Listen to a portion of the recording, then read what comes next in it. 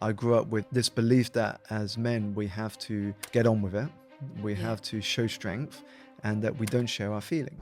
Today, I'm joined by Simon Alexander Ong. Simon is a personal development entrepreneur. He's an author, a coach, and world-renowned public speaker, in fact. So I was seduced by this idea of being a banker.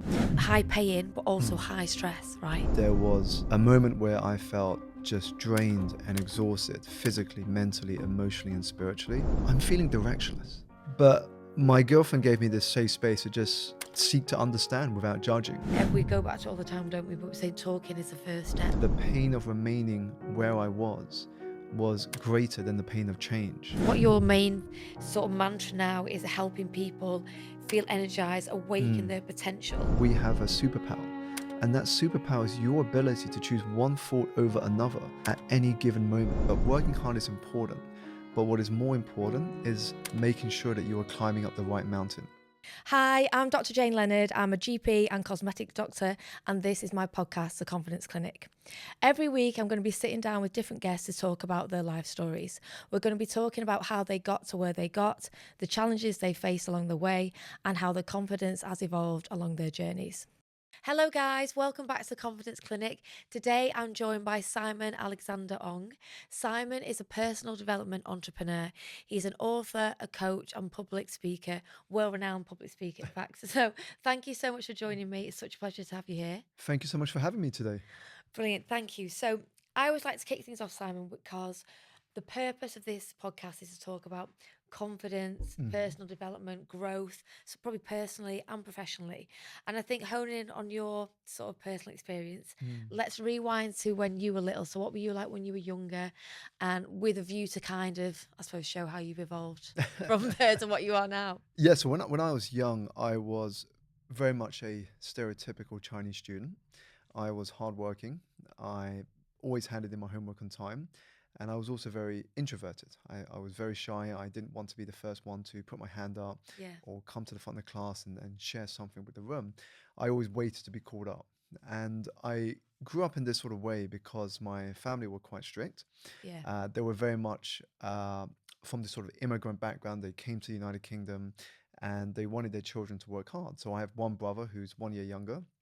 And we were brought up with this belief that in order to succeed in life, we had to do well in school, we had to get good grades so we could create a good foundation for the next stages of our career. So whether that was getting to a good college Yeah. and then opening up the doors to going into some respectable career paths.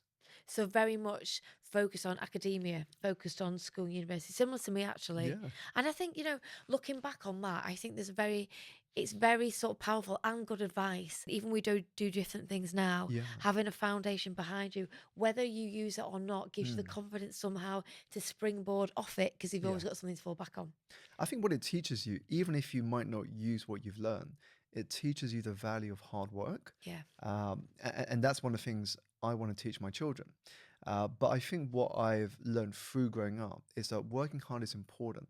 But what is more important is making sure that you are climbing up the right mountain. Because Yeah. we can be working hard for something that just doesn't light our fire, that is living for someone else and not for our own desires.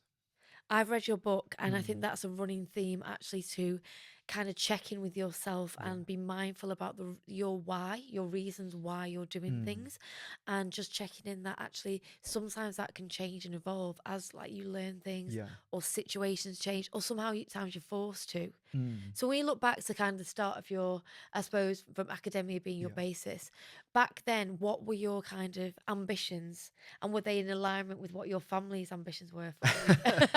I think that's a key question. Absolutely not. I mean, when I was young, one of the activities I did to escape school and the pressures of the outside world was on a canvas. I really enjoyed art. I enjoyed painting, drawing, just anything that allowed me to express my creativity. But I remember my parents always saying to me that art is great, keep pursuing it, but don't make that your career because it just doesn't pay. It Yeah, won't pay the bills. You're not going to be able to survive when you go out and fend for yourself. And so I kept that up, but it was more of a hobby. There were other dreams I had. I mean, when I was young, I followed a lot of sport. So I thought to myself, perhaps I could be a sports person. yeah, But then I was more academic than sporty. So that meant I didn't have the time to nurture that. And then I also had this idea of maybe I could be in a film or TV show or something. And a lot of that was influenced because I grew up in terms of what I did outside of academics, it was just purely watching television, reading magazines Yeah. and newspapers. So that very much influenced my ambitions. Sounds like you're really ambitious though. So I think to have those big dreams in such a varied way does kind of Yeah. show an innate sense of belief in yourself. Because I think Mm, for me personally, going to medical school, sometimes you don't you focus on one thing and then you just stick at that, and then you don't yeah. really again know if it's for you. You're just kind of by the way things align you. Yeah. And I think that's when I sort of grew up, I think more in my teenage years and post university, I think one of the things I did in hindsight, which was great, is I went horizontal first before I went vertical. So, what I mean by that is I exposed myself to a lot of broad inputs. So, I always tried things, experimented with things, and that fed my idea of what I could do later in life. And then it was later when I started to understand which things clicked, which things I enjoyed, that I started going vertical, which is going deeper Right. into certain areas and subjects. And that's what led me to want to pursue my curiosities outside of finance, where I started my career. Yeah, so finance was a starting point, and it is Yeah. quite different, isn't it, to what you're doing now? It's so different. I mean, I remember when I was a 15, 16-year-old, and I was speaking to the careers advisor at my secondary school, and I was thinking about my options, and it kept coming back to being a banker, a lawyer, a doctor, or an accountant. Yeah. And I was seduced by this idea of being a banker, one, because it seemed to be the path that would make me the most money. Two, because I was watching films like Boiler Room and Wall Street Yeah. in the Yeah. cinema and on television. And it showed me that this might be the path for me. And third, my parents were always like, you've got to get a good degree. And for them, a good degree was something in mathematics or economics.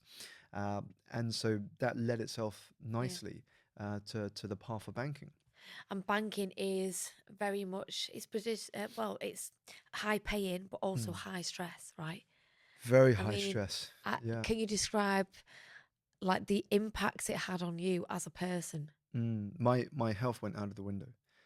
My health went completely out of the window, and there was a moment where I felt just drained and exhausted physically, mentally, emotionally, and spiritually, especially post my first job. So my first job was at a company called Lehman Brothers, Yeah. which collapsed around 14 months after I started as a graduate. Really? It was such a volatile time because I remember when I started, I had these big hopes and dreams. I was saying to myself, imagine if I could move up this career ladder. I could get the promotion, maybe in a few years' Yeah, time. because you would think that that Yeah. was like just, within your fingertips. Mm. It felt possible. And this was before the financial crisis started to sweep across the planet. And so I had to think about what was next when I knew that the company wasn't going to survive. And so I moved to my second job in the financial industry, which was in a hedge fund. On the outside, it sounds glamorous, what I'm It, doing on paper, but the reality was not. I was a junior in the team. So what that meant in practice was I was getting everybody's lunch orders. I was doing all the administration tasks. right. Which I would be loads. I mean, that must be That was a lot. admin in a company like that. Yeah, And it's key things, isn't it? The documentation is the foundation of it all. totally. And because I was the most junior, I had to be first in the office, and I was often the last to leave. And there was this moment in time which I opened the first chapter with, where one evening towards the end of a year, I went to client entertainment, which was held in a nightclub underground. And I remember I was already tired, but it was something I had to do. And so I went there, I checked in my coat, checked in my bag, and I sent a message to my girlfriend and I said, I will likely be taking the last train home. So I'll see you around sort of 1:30. God, after like a Uh, full day, yeah. yeah, and that was before the network cut off because once you get underground into this club, the network cuts off for lack of reception. The drinks start flowing, entertainment kicks off, and before I know it, I've just lost all sense of time. And I somehow stumble out of that club mid morning, get a taxi back home. And as you can imagine, it wasn't a pleasant No. conversation with my girlfriend, who was worried sick at the time Yeah. because she was trying to contact me. Where are you? I can't get hold of you. I can't ring you. Is everything okay? I'm worried. And what happened is that when I began to sober up, I had this opportunity to share what was going on in my head. And as men, it can be very difficult to Yeah. share what's going on internally. Now, I grew up very shy. I grew up with this belief that as men we have to get on with it, we Yeah. have to show strength, and that we don't share our feelings. Yeah. And so I Sign of had weakness, isn't it? it's a Seen sign to of be like that. weakness. Yeah. But my girlfriend gave me this safe space to just seek to understand without judging. And I just kind of shared everything on my mind. And when I did that, I realized that I'd come to this place where the pain of remaining where I was greater than the pain of change. And it made it inevitable that I had to change. And so that's really when my life started to take a shift towards what I get to do today. That's such a powerful, Mm, quote. I've heard that is across the board and can be yeah. transferable to so many different Mm, things. That actually the pain and almost like the pain, the problems, everything in that moment in time, staying there is going to be more than yeah. just like the uncertainty of taking that leap of faith and changing. And it's tough because I think in society we tend to fix ourselves to labels. So what I mean by that is we build up a certain identity. In my case, I Yeah. built up this identity of being a banker, Yes, and I did that's all who the you know. work to Yeah. get there. I've paid my dues. I've passed the exams. My family has invested in my education. But then I'm now at this point of thinking, do I like that identity? And to move from one to another can can take a strain on the mind, because you're not used to what's next. Yeah. It reminds me of this story I heard about Michael Phelps. Michael Phelps' identity was that he was this Olympian, one of the most decorated Olympians of all time in the swimming pool. He won multiple gold medals. He was always on the podium, and then he retired. And one of the first things he had in his mind during that first year post-retirement was the fact that he wanted to kill himself. God, And really. when he was asked why, he said he had lost a lot of his identity, because here was someone that woke up every morning, went to the pool to Had train. purpose. He had purpose, he had direction. There was a Yeah. destination. His goal was to win those medals at the Olympic Games. But now he's not competing. What does Yeah. he do? What is That his is something identity? definitely, Simon. That's a really good point. That I think sport at that level, definitely. Footballers talk about it, Yeah. don't they? Definitely in that story, in the sense that it's who you know yourself as. Mm, No matter, no, other people can know you as obviously an Olympian in that self, but when you know yourself, that's the only person you know. yeah. The actual change for you to get your head round to understand. I think it's that thing of understanding who you are without Yeah. it. And that's a scary place to be, I think. Mm, Even myself, I suppose, I'm used to doing this job, and probably with the career you're in now, I'm used yeah. to being Dr. Jane, doing my clinics, doing the work that I'm Mm, doing. But without that, like, I'm not to that level. But again, if you said to me, change your mm, career and what that would involve, certainly I could do it. And I believe anybody can reinvent mm, themselves or take another path. But you've got to be at a place where you're able to take on board and digest and move forward yeah. with all the layers that change brings. Absolutely. And I think it's about also being open to the impact you want to have on other people. So sometimes we get so connected to an identity or role that we forget that we can still achieve the same outcomes by doing something different. So if I look at what I do now, I coach, I speak, I mentor, consult, and write books. Now, despite those mediums and channels, they all achieve the same thing, which is to inspire, which is to empower, Yeah. which is to show people what is possible. And that just means you are able to adapt however the world changes, and the world changes at a rapid pace. Yeah. That's a really good point. I think one thing I really want to kind of focus on, because you demonstrate it so well, is that Mm. when you come to a point like almost like of no return, right? The pain of staying the same is worse than making the change. And what naturally happens as a human being, and definitely I could imagine it, having never been in the shoes myself, but you kind of just want to get it out of the way and make that leap of faith and move Yeah. forward, dodge the pain, dodge the feeling of uncertainty. But actually, is Mm. that the right thing to do, or should you try and take it more as a, you know, is it more little steps towards the change, or is it more that you have to kind of make a leap in a sidestep fashion and then rebuild Mm. following that? What would your advice be? I would say the first step is to face and feel the pain, because very often, whether it's relationships, your personal life, or your professional life, we try and dodge the pain.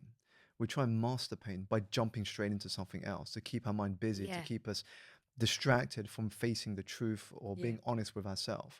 But what I've learned, even for myself, and I've done that in the early stages of my journey, is that when you avoid what is uncomfortable today, it is a good short term strategy for peace, but it is also the best long term strategy for unhappiness. Yeah. Because at some point down the road, you are going to have to face that. That truth will Yeah. come back to haunt you. So unless you face it now and be honest with where you are, you're not going to be able to have real lasting change. So for me, I had to be brutally honest at that time when I shared with my girlfriend where I was. I told her I'm feeling directionless. I just don't know what I'm doing now. And I don't think this career ended up being what I thought it would be. And so as I started to share that, I realized that I wasn't living a life for myself. I was living a life for others. Yeah. And that realization came from me sharing with her the fact that I would escape my desk at work to go into the toilet cubicle, lean my head on the side of that cubicle, and just close my eyes for uh, certain periods of the day, imagining a life beyond Oh my the God. walls of the corporate office, uh, closing my eyes on the commute to and from work, just catching up with sleep and Hating yeah, every and minute just of it. hating every minute of it. And I said to her, I think it was not that first moment, but it was a couple of weeks after this moment happened. I said to her, I don't want to be living a life where for 5 days of the week I'm doing something I hate just to look forward to 2 days at the end of Yeah. the week and holidays when they come around. Yeah. And that wasn't a life I wanted to continue living. There's some really important points in that we described, Sam, because Mm, I think the key one as well is you realised when you heard yourself say it, right? And that talking, particularly as yeah, guys or anyone really, like you dodge away from these difficult conversations because hearing yourself say it makes it real. yeah. And actually sitting there and facing your girlfriend, particularly in the aftermath Mm, of her not being happy with you, and you yeah. being like, right, so you've got to make sure you're not, you know, that you're saying this so it has the right intention. So I think that in itself, just starting the ball rolling, saying it, Mm, we go back to it all the time, don't we? But we say talking is the first step of feeling better, getting better, making a yeah. change. Um, but also kind of just going like what I suppose you're describing in the life that you were living. You weren't present in it. You were No, just I you were was, just distracted and just wanting to get living for the next day, living for the yeah. next And, moment. and and I think if I continued on that path, I would have fallen into this tragic scenario that so many of us Yeah. face, which is living as if we are never going to die and then dying having never really lived. Oh God. And I Yeah. didn't want to fall into that trap. I wanted to live. And I had already lost my mom. I had already seen death in my family. And for me, that created an extra layer of urgency that we only have one life. There's no dress rehearsal, there's Yeah. no second chance. This is your moment. Every day you are giving up is a day you're never going to get Yeah. back. So are you happy with that trade that you are making?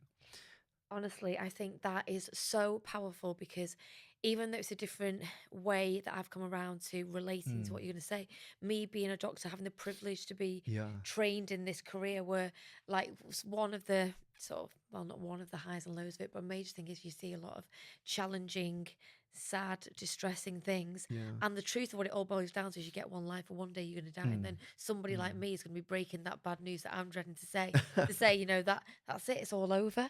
But mm. no one tells you that. No one, they do, but I don't think they tell you with any like. There's never any urgency. You always think you've got time. And this is the irony of life is that we all know we only have one life, but we don't really appreciate it Yeah, because if we appreciate it, we would make very different choices. And that's why often we have to go through something tragic. Whether for me it was seeing the loss of my mum, or for someone else having someone close to them depart or uh, leave this earth, it forces you to evaluate what is most important. yeah, It forces you to ask yourself, if my life was to end tomorrow, would I be happy with what I've yeah. done in the time I have been given? And that's, I think, when you say these words and looking, I just want to come to actually your book now. Yeah. I don't know if I said in your introduction, but Simon is also an author. This is an amazing book, The Energized. One thing that I love about this is I say one thing, there's loads of different areas of it, but the bits that I've really highlighted that I like is this Mm. summary page that you make. I'm kind of starting from the back here to find the page, but he does these pages where it really highlights this one where he talks about supercharge. Other ones are related to different aspects, almost like a summary page, isn't it? Yeah. And all these sentences are like hard hitting, not hard hitting, but just things that are just so powerful. Mm. You know, sometimes when people talk, they say something in too many words. Your book is the opposite of that. And I think it's important because the art of communication is articulating your experience and insight for as little words as possible so that people get the message. Because if we try and over Yeah, communicate, then the message gets lost in all of those words. We get overwhelmed by all of the other stuff that yeah. we're trying to say. It's about listening and actually hearing the key Mm. bits. And a lot of the things I've highlighted these bits is like being bold and taking responsibility Yeah. for yourself. And one of the first chapters this is focusing on what matters most and also focusing on your health. Yeah.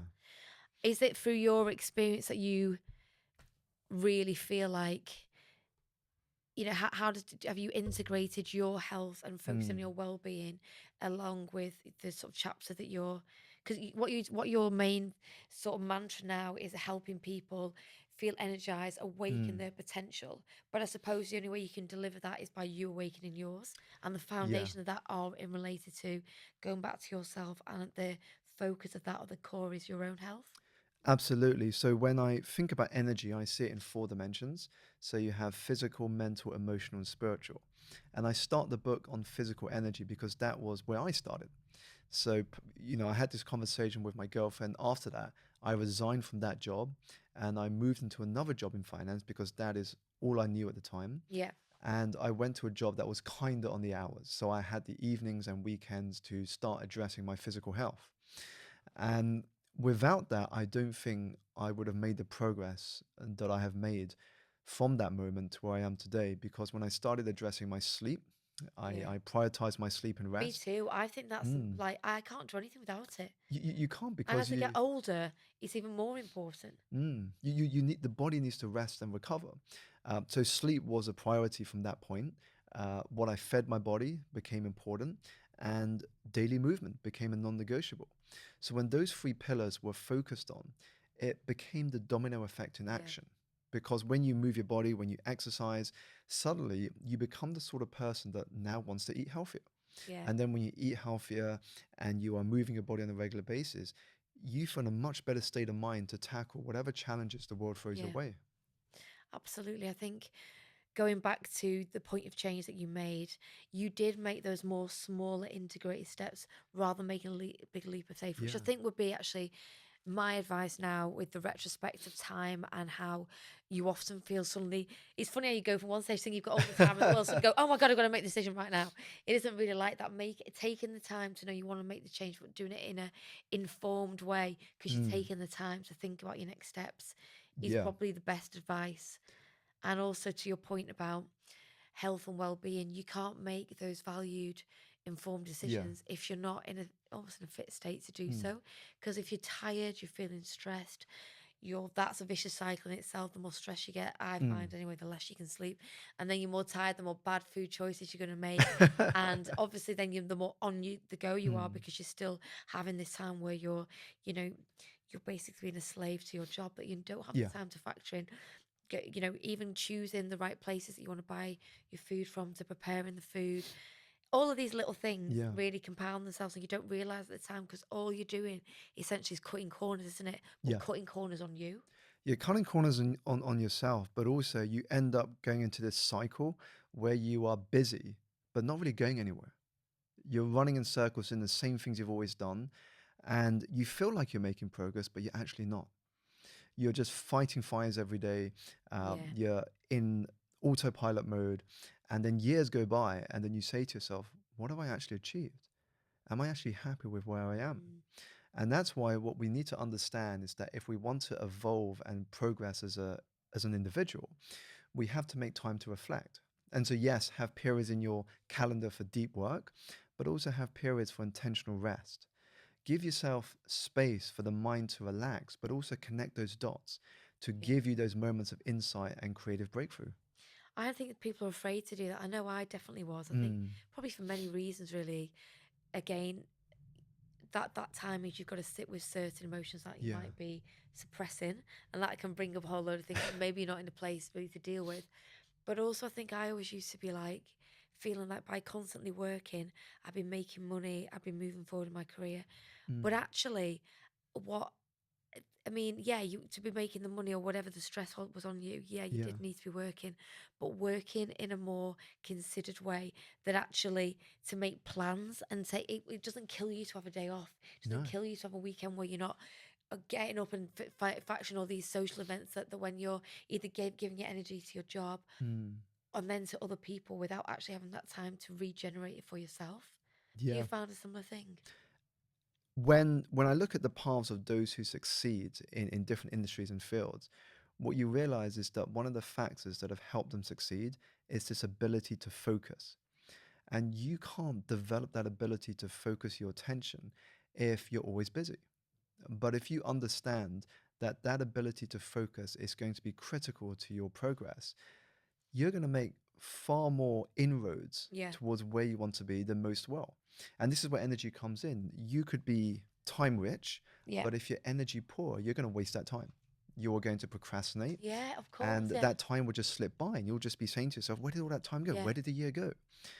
But if you are energy rich, even if you are time poor, I guarantee you will get more done in the hours and days than most will in weeks or months. If you don't believe me, just notice how much more productive you get in the build up to your nice long holiday abroad. Yeah, You are energy rich because yeah, you're excited, you're looking forward to yeah, this holiday. And then, even though you've got a short amount of time to pack your bags, get things ready, you get it all done somehow. So, when you're energy rich, you get far more done in the same yeah. amount of time that other people have, but they waste. That's amazing advice. And I think let's go back to your story. So as you're talking about it, so you'd made the big decision, had the challenging, difficult conversation with your girlfriend, understandably, and then change to a kind of hours, time for yourself to connect the dots Yeah. of what the issues were, where you want to be, and more importantly, where you wanted to go to. What were the next steps in obviously making this Yeah. 360 change from being in banking to being a slave to money Mm. to actually now being who you are now? So once I got into this job where the hours were nicer, I was able to focus my physical energy. The next step for me was really understanding what I wanted to do with my life. And I think it's a question not many of us really sit down with and reflect Mhm. on, because so often we think we're doing the right thing in life. But in my case, and I'm sure many people can relate, we're actually following a reference point for success that is set by other people. Yeah. And this is why many of us are exhausted, not because we are physically doing too much, but firstly, we are doing too little of the things that bring us joy. Yes. And second, we are Yeah. running someone else's race. Yeah. So I remember sitting down and I said to myself, Simon, firstly, what does success mean to you? And second, what sort of impact do you want to have in the world? And for me, these two questions were great prompts, if you will, because when I think about the success question, it's understanding that once you have clarity on what success means to you, you awaken one of the greatest sources of energy that there is going. And second, when it comes to impact, what I came to realize, again, just by looking at the people who were happiest and most successful around me, is that your value as a human is determined by how much more you have given to the world than you have taken from it. And that is all about impact. So I didn't have all the answers straight away, Yeah. but I had some idea of what that looked like. And then the challenge for me was to then follow those curiosities, to start building my life Right. around those answers. So the things you were Because, passionate yeah, about. the things that I was curious about, passionate about, and was interested by. Because I think deep down, we kind of know the sort of life we want to be living. But what keeps it suppressed is those fears and those doubts. And Yeah. that is why courage is so important. Now, courage is different to confidence because we mistakenly believe we have to be Right. confident in order to start something. You don't. Exactly. Yeah. You have to be courageous. Courage is where it begins. The courage to step into the unknown, the courage to do something that is uncertain. Because once you do that and you show yourself you can, that's what builds your confidence. You start to Absolutely. believe more in yourself. You might say to yourself when you do something you never thought you could do, actually, this wasn't so bad. Yeah. And that builds your confidence to take on even more bold acts of courage. And so for me, the courageous step for me was to go outside of the financial industry and to start learning what else Yeah. could there be for me. And that's what gives you the confidence because you trust yourself Yeah. based on the evidence that that courage has shown you. Yeah. And actually, hearing you speak there, I think it's really useful to kind of go back to that point where you said about um, the value of time and reflecting on things because choosing the kind of hours, that little step of sidestepping, Mm. not being too bold and ambitious, going, right, that's it, I'm going to be, I don't know, a life coach or public speaker or Yeah. motivational speaker. Obviously, you had to do that work in order to find your niche, but actually, you never know first off what you were passionate about, and second of Mm. off what the problem was with where you were at there. If you'd Yeah. not had the time to let those emotions pop up, because the rest of the time that tab could never open Yeah. because all the other ones were so open and blocked, and you didn't have the energy to even notice it in the first place. And this is why one of the greatest skills that we can develop is collapsing that gap between idea and execution. Easy to come Yeah, up with ideas. I'm sure people listening to this will have lots of ideas themselves, things they want to do, things they want to explore, things they want to try. We come up with ideas every day. But ideas do not matter nearly as much as whether you apply them. yeah, Are you actually applying those ideas? Because you can have a great idea, but it's only great in your head. The best ideas, funnily enough, are the mediocre good ideas, but that are executed. yeah, Because when you execute a good idea, suddenly it might become a great idea, but you can't know the value of an idea until you put it out into the world. And the beauty is once you start putting those ideas into action quickly, you get clearer as to what the next step is. yeah, We don't get given, although we like to think it is possible, but we don't get given a map up front. When you are born, somebody doesn't come up to you and go, okay, here's the map for your destiny. If you follow these paths, do these things, you'll get to exactly where you want to be. We never get given the map. We get given clues through our curiosities, through our intuition, through our gut, and then it is up to us to follow them. Once you take action on them, then more of the map starts to open up, and you're shown the next step, the next step, and the next step. and that I think is all about as well being receptive to what's going on around you. I think Mm, something you talk about in your book as well is about listening more, saying less and listening more. yeah, And I think that is applies to opening your eyes to the sort of cues and synchronicities or all that's going more into like the actions of the universe. But I think the same applies, isn't it? Looking at things or just taking the time to open your eyes to what's happening around you, listen to yeah, yourself as much as you listen to others, and then kind of help to put the pieces together and also to realize what's valuable and what's yeah. not. So from that point then, what were the next steps for you in making that change and what you learned about the way along that way to steer you Mm. closer to where you are now? So once I started exploring my curiosities, I got involved in a number of different businesses because I didn't know Wow. what I wanted to do. They didn't work out, but they taught me a lot with regards to business insights, business acumen. And I was asking myself, how come it's not working out? How come I'm not really finding my thing yet? And when I was in these moments of reflection, I kept coming back to the fact that I was that one person in my group of friends that people would come to when they had a problem or a challenge or a big decision to make. For me at the time, though, I thought it was just being a good friend. Isn't this what a good friend does? They listen, they help, Yeah. and they support. But very quickly, when I researched online, I found that I could actually build a career around that skill set. And so I went to an event. There was an event in London held over 2 days, and it was an introduction to coaching. It was a free event, so there were no financial obligations. It was just giving up my time Yeah. for the weekend. And I went in with an open mind. By the time I finished on the Sunday afternoon, I said to myself, I think this is it. I think this is what I want to pursue. And so I spent the next 2 years studying for those qualifications on the side of my full time job. And by the end of it, I said, okay, what am I going to do with it now?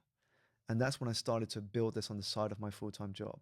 So it Wow. started off on the side of my full time job. Uh, I I went through this period of feeling like Superman, but without the superpowers, because I would go into the office with a suit and a tie, and then in my bag I would have my black t-shirt Yeah, jeans that yeah. I would switch into and kind of go to networking events and try and meet prospect clients. And so I did that for a couple of years before I handed in my resignation and said, I'm going to dive into this journey of entrepreneurship and just see how far I can take it. Amazing, amazing. Because again, similar to me, I like practice as a GP, but I've built up an Yeah. aesthetics business alongside it, and I did exactly the same thing. Mm. And I do think that's good advice. I think at the time, a lot of my colleagues who, because basically doing the aesthetics at the time is way more, or seems to be way more lucrative and glamorous Yeah. than being a GP. And a lot of people just jump ship without finishing their GP training. Mm. And I never did. And I think at the time, people were a bit like, why? I mean, I think the reason I didn't Yeah. do it because I didn't believe in myself enough Mm-hmm. to believe I could have made a go out of doing Yeah. aesthetics, even though I have. But I'm so glad I Mm. didn't make any rash decisions, didn't get greedy, didn't just go, right, like that. That's not for me anymore. I went along the path to get good at it, to understand the full picture, Yeah. and to gradually sidestep it and let it naturally take me away, than dive into something Mm. just because I kind of wanted to escape something that I didn't think was necessarily working for me. Yeah. Even though as time has progressed, I'm delighted I've kept up both things and I've found a way to make them both work. Mm. But it's actually kind of going through the difficult times and actually sitting with it to Yeah. see where you're going to sort of go from there. This is why it's so important to be patient with the journey and Yeah. impatient with taking action. Yes, have a bias towards taking action, but be patient with the journey. There's no such thing as an overnight success, Yeah. only over time success. And so if you can be consistent in taking daily actions, now, doesn't have to be a lot of things, even just one step a day. We're not asking for a lot here, just Yeah. one step a day. A year from now, that is 365 steps forward. I mean, just imagine where you could be. Yeah. And that's 1 year. It's consistency, isn't it? Mm. And maintaining your why and keeping the determination to achieve that why and the purpose and Mm. intention behind it. Yeah, consistency, I think, is one of the unglamorous and unsexy parts about success. We don't talk about it enough. Yeah. We tend to jump straight into looking for hacks and shortcuts and tricks. But actually, there is a lot to be said about consistency. One of the things I shared in a video recently was the fact that extraordinary results come from doing ordinary I saw things that. Yeah. for an Oh, yeah. extraordinary period of time. Yeah. And that's what sets most people apart. It's your ability to do things much longer than most will. And Most will that's just give up. resilience, isn't it? Mm. That's resilience as well. One thing again, going back to your book, but sort of talking about how many people, I say these days, and a lot of that is to do with the benefits we've got of Yeah. social media, do similar things about coaching and these ideas of like motivational speaking. And I Mm. think the beauty of that is people find the sort of tribe within the Yeah. people they follow, because many people talk about the same thing Mm. in different ways. But you've done that to a different level. Not only have you created a following of people who Yeah. like what you speak about in your book, Mhm. like this idea of re-energizing yourself, the way you give energy, take on energy and protect yours, are key facts of the book. Mm. But also you've done that, but you've also got this extra level of success that, you're, Yeah. well, last time I saw you were off to LA to do an amazing event. You really are opening doors for yourself on a new level, Mm. which is, first of all, amazing and massive respect for Thank you you. to do that. But what I'm interested in, what do you think that has been your specific recipes for success to make yourself stand out? I think the thing about business today is that it has never been easier to start something. Somebody could open up a social media platform, start an account, and call themselves whatever they want to call themselves. They can register a domain on a website, Yeah. and tomorrow they've got a website up. So it has never been easier to start a business or idea. On the flip side, it has also never been harder to stand out in the noise of your industry. So the way that we stand out is by understanding who we are. And this is why there's a saying in a book I share that goes, the longest journey we make as humans are the inches from our heads to our hearts. And the reason it's the longest journey is because in that journey from your head to your heart, you get to know who you are, what your strengths are, what makes you you. And when you can lean into what makes you different, yeah, we're all different. We have different Yeah. experiences, backgrounds, upbringing, insights, stories to tell. When you can lean into what makes you different and you can use that to share your message with the world, that's what connects with people. Yeah. So to give an example, Right. uh, Okay. I mentioned earlier I love art. I grew up, art was one of my hobbies, but my Parents were always like, art will never pay, keep it as a hobby, don't pursue it full time. But I still enjoy art. So that over the years has formed into an interest in design. Yeah. So when it comes to video editing or my social media images or posters or presentations, I love making them look beautiful. I love designing Yeah. these graphics and editing videos to tell a story and a narrative. So having that sort of eye and that mind of a director or a designer has been great when it comes to deciding what to put out on social media. So that's one thing that is me leaning to a strength of Because it's mine. like you, it's also showing what you like, what would attract you, and Yeah. what really kind of helps convey the messaging that is Mm. is most authentic to you, right? Indeed. And the second thing for me is I prefer speaking over writing. Now, I've written a book and that was a challenge in itself, I mean, yeah, but I would much rather speak. And so if I can lean into my interest of speaking more. yeah, So to give an example how that works, I would say yes to opportunities to speak on stages. Uh, I would use voice notes a lot when it comes to building relationships because I find speaking on a voice note a lot easier sometimes. And I would just find ways to use my voice in yeah, as many ways as I could. So that's the second. And the third is I'm a creative. I'm a creative. I think like a marketer. And so if I can find ways to share what I do, whether it's a product or service or an idea, in a way that gets attention, I will lean into that.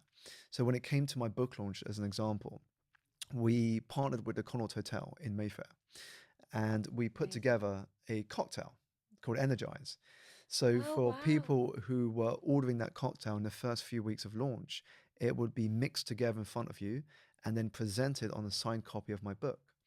People were taking photos and videos and selfies of this drink in celebration for the launch of my book. And then a few that's weeks such a after, nice touch, isn't it? it's so different. It gets people talking. Yeah, And then a few weeks after that, we put together one of the world's first book launches in the metaverse. And again, it got people's attention. So for me, because I am a natural creative and I love starting ideas that have never been done before, yeah, or at least connecting with people from different backgrounds and industries and saying, hey, we're not in the same industry, but I wonder if there's something we could do together where it creates a win win collaboration. That for me is projects I would be fascinated to yeah. explore. And so by focusing on those three things that are uniquely me, uh, it kind of allows me to make my own imprint in the industry Yeah. I'm operating in. And I think that goes back to as well, like making connections. I think I've definitely learned that as I've gone along. There's certain Mm. times in your career where you do need to dip out and become more of an individual, stand alone, like say, Yeah. get to know yourself, sit with emotions that you might have, do the work, whatever that might be. But actually kind of get a feeling for who you are, what your desires are and what you want Mm. out of life. But also when you've got big ambitions and you're following a path that could potentially be a Yeah. lengthy one because the way things unfold, it's that being open to making connections with other people because collaboration and forming relationships Mm. not only does it make the sometimes a lonely journey Yeah. less lonely and more enjoyable, you end up making friends for life. And Mm. sometimes these things go right or go wrong, Yeah. right? We all know that. That's part of it. But again, that's about sort of having the courage to make that jump, and then that builds the confidence Yeah. moving forward. But I definitely think learning that sometimes you can't do everything on your own is really important. Yeah, you can't. I mean, one of the fastest ways to make progress in any area of your life is to design an environment around you that makes it impossible not to succeed. And a very big part of that is who you spend time with. Yeah, Who do you spend your free time with? Who do you ask for support? Who is there to encourage you? If you have the right people around you, and it doesn't matter what their background is or what they're yeah, working in, but they share your values and they encourage you and they want to see you win, do not underestimate yeah. that power. I was going to say, also, it leans into again, sort of going back to the start of our chat when we were talking about that awkward chat or difficult chat with Yeah. your girlfriend. All of this, everything about success and also looking after your mental health and your personal Yeah. professional life is sharing things and talking. Mm. And also to get different people's perspective. I often think I sometimes fall victim to like overthinking things. Many of us do, right? And then I found that sharing with things with not too many people, but people that I trust, and many I'm lucky enough to have many friends that work in different Yeah. jobs and have different walks of life. That I might be sat there thinking, right, I think of this in this way. This is the only way I'm thinking about it. This is my angle. I have this kind of unshakable belief of it. Then I share it with somebody else, Mm. and might have a completely different opinion of it, Yeah. a completely different way of tackling it, and a completely different way that they interpret it.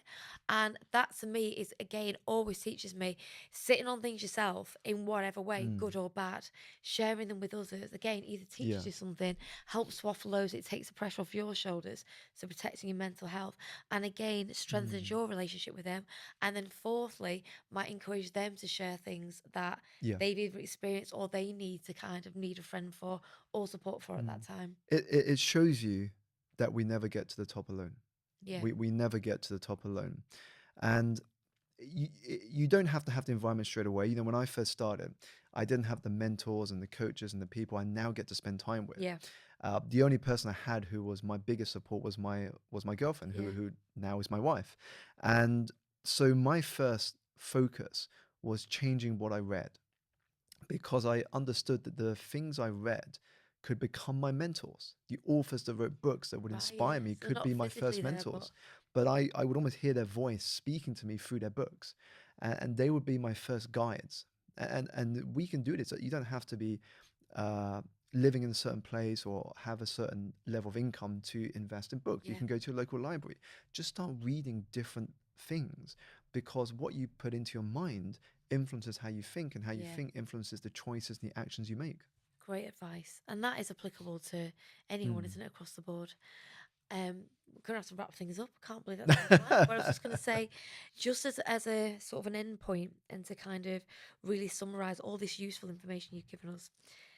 Simon, from your point of view, talking about confidence building tips, and particularly in reference to your career in Yeah, terms of life coaching, motivational speaking, energizing all aspects of your life, do you have any key tips or key advice? I know it sounds quite generalized, but I yeah. do think that from what we've spoken about, the advice that you're giving, the beauty of it Mm. lends itself to many people, many different Yeah. situations. If you get any top tips or anything that you can even maybe extract from your book. I would say the one tip I would share that is probably one of the biggest shifts you can make to enjoy the journey and feel energized is to look at your path ahead, not as something that is a chore or something that is going to overwhelm you, but see it as a game. Mm, Go into it with a gamification mindset. Because when you right. approach something with a gamification mindset, it doesn't matter what the rewards are, because the game itself is the reward. Right. So you can end up turning something that might be negative into something that is positive. So, for example, if you fear rejection and you are just starting out in business, just like I was, rejection is a bad thing sometimes. You can dwell on it. You can ask Yeah. yourself, well, why did I get We all rejected? fear What it. did I do wrong? But if you turn it into a game and say, actually, in the next 90 days, I'm going to go out there and get 100 rejections. That's my game. What happens is you don't have time to dwell on that first Yes, rejection. yeah, You're like, one down, I'm on to the next yeah, rejection, the next rejection, the next rejection. But what actually happens is the brain learns from each rejection you get how to be better the next time, the next time, the next time. So when you start approaching something with a gamification mindset, you can make the whole experience more fun. And if there are certain chores or tasks that you have to do in order to move from where you are to where you want to be, maybe ask yourself, if you're not enjoying it, what would this look like if it was more fun? yeah, What would this look like if it was enjoyable? Because there is always a different way to yeah. approach something so that you will find it more fun in the long run. That's such amazing advice. I've never heard that before, but Mm. it's almost taking control of your brain in a way that it can understand. A much better way of saying, just get over it and move on. That Yeah. helps no one. It's a way of like going, right, well, these moments will pass, put into a quick flick through and basically retrain your brain not to be afraid Mm. because there's something around the corner. The redirection's coming whether you like it or not. And that's the thing. We underestimate the fact we have a superpower. And that superpower is your ability to choose one thought over another at any given moment. Yeah, Your reality is literally driven by your thoughts. What you bring into your thinking, you bring into your yeah, reality. The event itself has no meaning. right. When an event happens, it's a neutral occurrence, but the human mind has to interpret it in a certain way. That is why the same event for some people could be seen as bad, but for others as good. Yeah. How you interpret that event will determine your reality. That's so amazing. Thank you so much, honestly. I want to highly recommend this book. I've read it myself and went back over it last night. And I think, like what you're saying now, there's Mm. lots of different ways to rethink or reframe things that we all think about. And also, I think the really nice thing about it is that this can be interpreted to anyone in any walk of Yeah. life. And it's not even like sort of financially related that you talk about going, if you want to listen to great authors or Mm. motivational speakers, the things around us that we can use. It's just allowing yourself to make that change and equipping Yeah. yourself with the skills through the information and resources that we've Mm. got. So thank you so much, Thank Sam. you It's so a real much. pleasure to speak to you. Thanks a lot. Thank you for coming in. Thank you. Thank you.